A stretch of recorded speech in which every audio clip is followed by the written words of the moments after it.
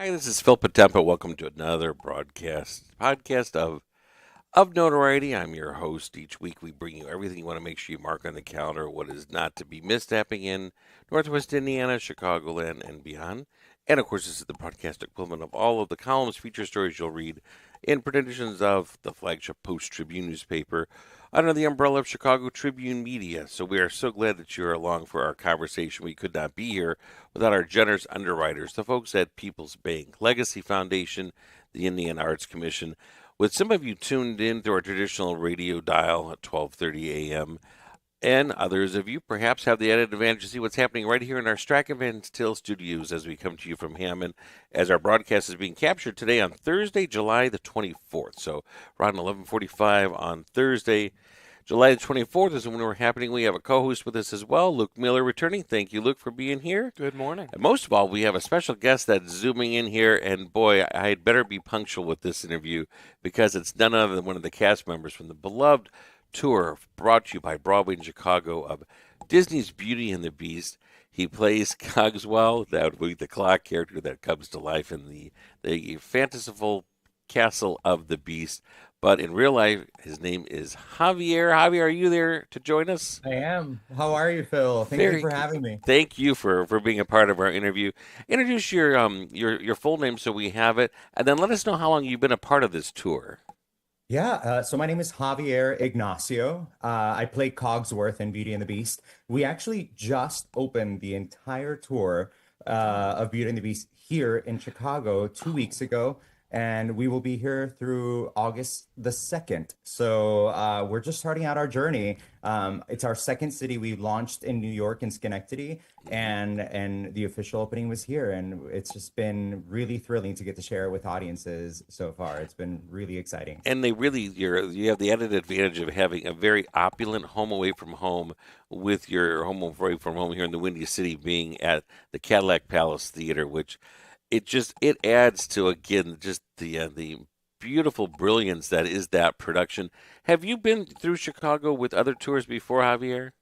I have. I was here 2 years ago with Sondheim's Company, which was Oh yeah. another Broadway musical that I did on Broadway and then took it out on the road. And getting to be in Chicago during the summer, first of all, is incredible. I'm Yeah. loving my time here. But also Chicago is such a beautiful, it's a theater savvy city. There's so much wonderful theater here. So these audiences are just leaning in, and we're just having a blast getting to do the show in front of them. As you mentioned, it's here till August the 2nd. It's nice because it's kind of almost like a 3 week stretch here. A lot of Yeah. times these tours, they seem as though they're not quite as long as they used to be. So for you to be able to plant roots for 3 weeks and have it be here in Chicago, you're right. You've picked a great time of year to be along the lake and just explore all the wonderful neighborhoods downtown and near and far, right? Yeah, and you can't forget the food. There's such Oh, great yeah, food here.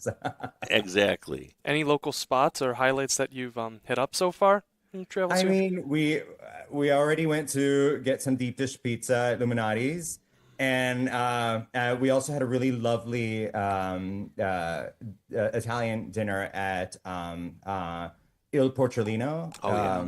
which is fantastic. When I'm curious, when you were doing the audition process for this, was it pretty much that you were in your hat was in the ring for Cogsworth, or it was between a couple different characters? How did that all go down once your agent said, "Hey, get out there and pound those wood floors"? Yeah, so for me, it was always Cogsworth.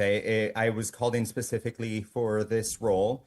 And I won't lie, it was a little daunting because this is a show that has been a part of my life since a really young age. It's the first musical tour that I saw come through my hometown in Wichita, Kansas. I fell in love with the show. I came from a family that loved Disney films, so I grew up singing all of these songs. So there's certainly a nostalgia to being a part of this production, and to get to share the spectacle that is, Disney theatricals is also really, really exciting. But yeah, it was always Cogsworth, and I'm really lucky to get to play this role now in front of so many people. And tickets, of course, we want to toss out there are available very easily if you just want to go to the website So easy to do. It's just BroadwayInChicago.com. You pick your seats, and there's not a bad seat, as I mentioned, and just the beauty and the grandeur that is the Cadillac Palace with the mezzanine, the balcony, and just the amazing when you look up, you're starstruck. But there's so much to see on stage. Our young Luke Miller, who's helping co-host today, Javier, admitted that he is not always as familiar with the characters, and even I can ask you to give me a helping hand here. We know that the plot has, the young prince having been transformed so he can learn his lesson. He still Yeah. lives in this whimsical fantasy palace where all of the items are enchanted, but then we find Yes. out later that each of the items were a member of the staff. Can you go through and tell us what servant identity each had, starting Yes, with of course. Cogswell? And that's perfect so far.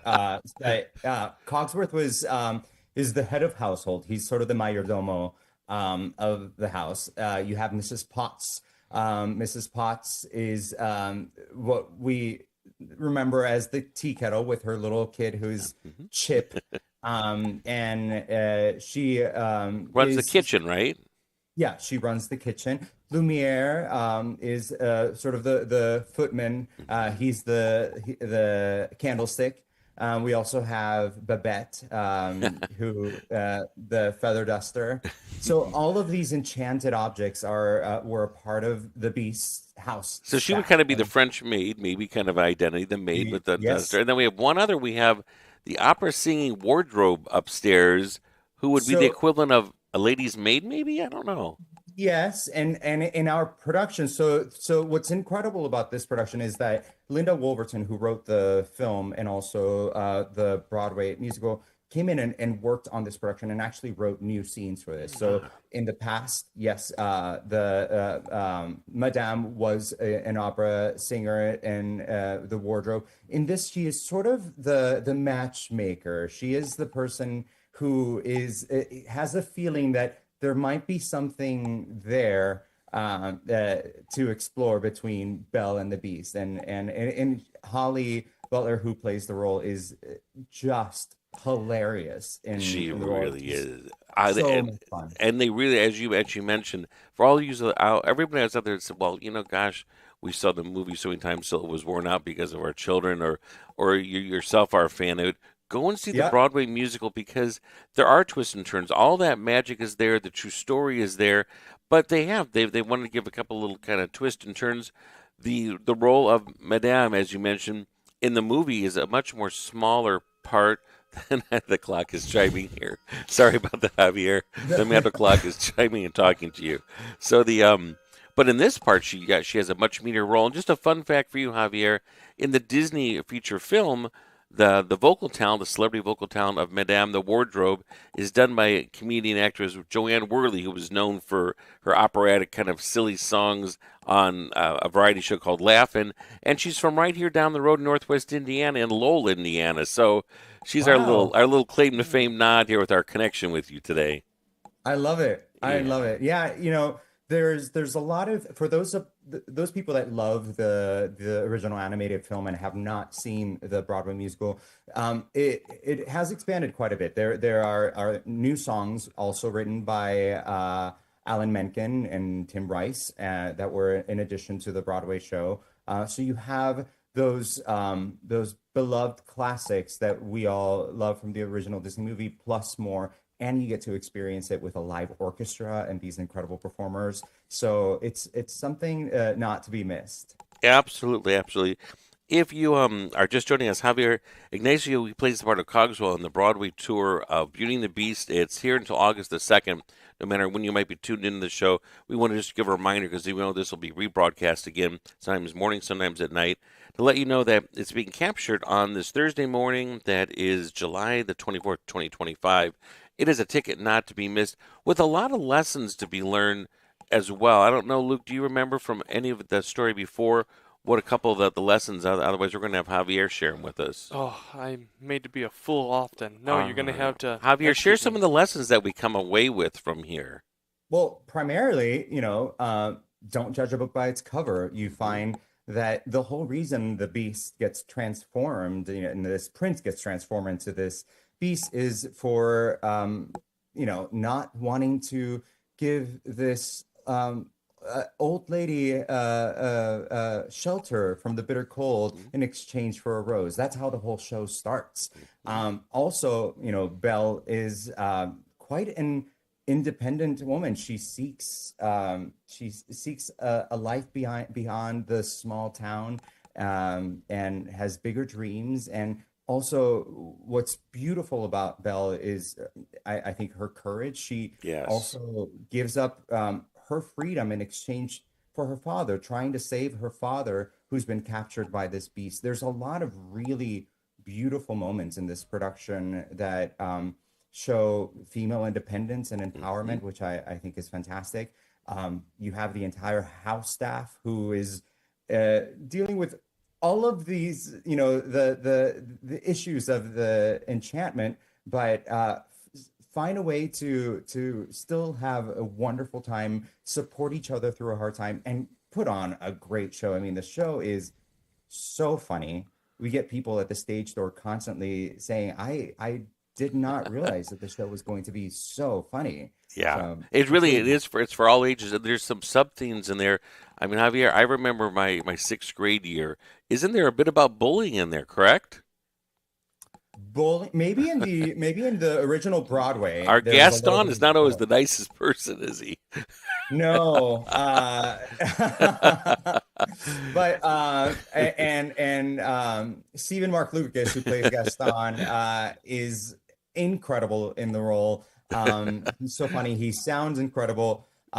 Looks perfect for the role, and also this ensemble, like that Gaston number has been expanded for our production, and these dancers are flipping everywhere, Yes, doing acrobats, and the dancing is truly magnificent. it really it is. I can't remember. Sometimes they kind of change our studio somewhere on Javier. Are you able to see us? Are you looking at the producer right now through your Zoom camera? I can see you. Oh, you can. You can see there's a whole desktop here of all kinds of different collectibles and fun things from the Yeah. yeah from the lobby stand. I know we don't want to take too much of your time. We were sort of set for about a 15 minute. And I know you've got to do your rest for the next performance. But gosh, thanks for being in town. And is there anything else that you also want to talk about or promote? You've got a whole other career that even goes beyond Beauty and the Beast. So if you do, please, we'd love to hear about it as we Oh wind my down with gosh. you. Thank you for proposing that and putting up that opportunity out there. I am having such a great time right now with Beauty and the Beast, and it's my main focus right now. We're just starting out this contract, so Oh yeah. maybe in the future, but for now, Beauty and the Beast is my prime That's focus, and the I'm so excited spotlight. to Oh, share we it. love Yeah. it. And again, thank you for you and the team and the company for being here. And we're so glad to have you. And please come back around again as soon as you can, okay? Yeah, thanks for having me. Thank you. Thank you. Luke, we're going to talk a little bit more here. We talked about this tour of fun collectibles and souvenirs for anybody that makes their way into Chicago to the Cadillac Palace Beauty and the Beast tour. This was not media swag, by the way, so this is not freebie stuff. These are things that came courtesy of my own deep pockets here and wallet. Starting with, what did you unpack? Well, Here, I this had when we was were setting things up here. a giant, well, you would know the term better, but we have a giant Gaston mug Mm-hmm. right here. Absolutely, because they spent a lot of time. First of all, or how about our producer? Our producer, Adrian, are we completely aghast that Luke does not know more about? I think you should have helped with this interview because Oh, Luke did not know enough. I bet you knew all of these things. Yes, I was definitely one oh, to grow up watching Disney, and Beauty and the Beast is definitely one of the favorites. Yeah, right. Yes. All the songs and Mm-hmm. things, Oh and yeah. If I don't know. I know sometimes Broadway adaptations of mhm, different musicals and Disney they'll add in some of their sure, own original songs. So I think probably would know yeah. almost all of them. But if there are some newer ones, I would try my best to be singing along. And if you remember, if they really capture this in the restaging. That's the Broadway tour from Broadway. Chicago was hosting the national tour. There's some dark turns there. These Hmm. wolves that are always chasing everybody around the Beast Castle. They're done a lot of it with just kind of shadows and things. And I'm telling you, I had me on the edge of the seat for a while. Hmm. Yes. How Here, I'll about? do a quick zoom in of all your guys' Oh props yes, that you there we have go. here So on we the have the yes. table. Gaston. This is, as you mentioned, kind of a cask looking, and it says Beauty and the Beast logo on one side of it, and then it has Gaston.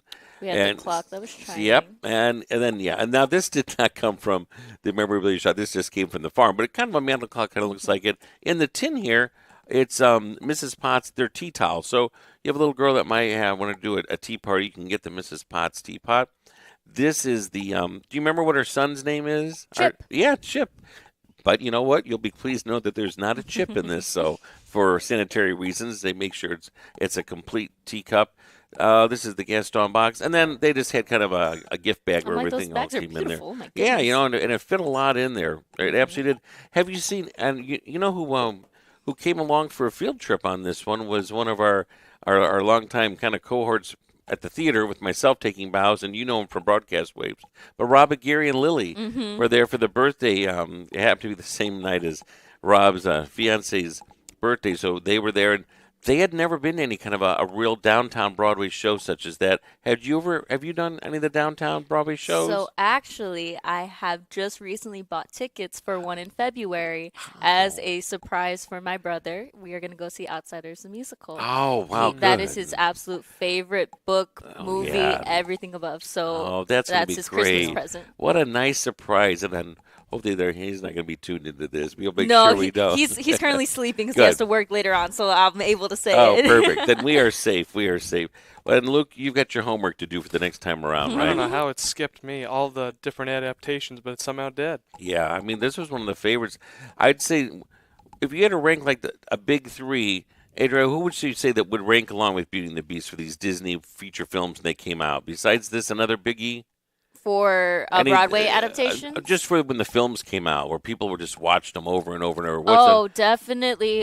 Wouldn't Lion King probably be another biggie? Lion King was one of the bigger ones, yes. And for animation, Yeah. yes. Live action, it still was very popular. I Mhm. know people have like their say-sos about that. But when it comes into just like the musical Mm-hmm. aspects and all that, I know definitely Frozen was one of those Frozen, big yes, ones. And they yes. recently put the Broadway version on Disney Plus. Oh, they did. They Oh, recently okay. did. All Same thing right. with Hamilton, and a lot of people are in the theater community Yeah. are saying put all of the big Broadway, Yes. especially for Disney, put Right. all of them on Disney Plus. You know how many people will Oh. be sat watching that? I don't know how many Absolutely. times I watched Hamilton on Disney Plus. And you know what kind of restarted all of this, and it just predates both of you by age, but The Little Mermaid was the first one Oh, when they yes. kind of resurrected the idea, let's give this a try again, because the previous couple that they had done had kind of floundered. And even after that, when they tried to do a couple that were not as musical, like the Hunchback of Notre Dame Yeah. is not a big Disney one.